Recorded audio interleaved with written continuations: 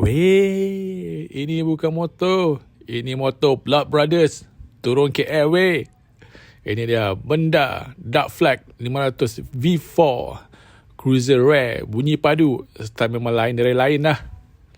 First sekali, enjin dia bukan biasa-biasa. Dia V4 bro. V4. Jangan gila motor harga macam ni ada V4. Bunyi dia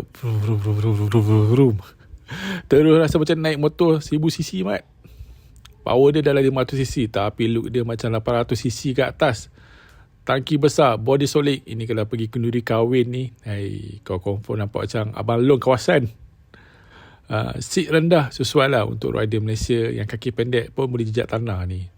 Dengan handlebar yang lebar, ride memang santai habis lah. Tapi aura dia macam pergi collect hutang mat. Kau tengok exhaust dia, besar gila man. Kalau start pagi-pagi ni, jiran confirm tahu dah kau yang bangun. Motor ni kalau kau pakai, hantar Grab ni, customer bukan tanya abang dah sampai ke? Dia tanya abang ni body card ke? Kesimpulan dia, kalau kau nak cruiser lain dari lain, inilah dia benda Dark Flags. Nama pun macam dah dark lah. Dengan bunyi yang padu, style macam gangster tapi hati taman. Inilah pilihan dia. Korang nak aku review motor-motor macam ni lagi, silalah follow aku. Okay lah, sampai di sini saja. Okay, bye.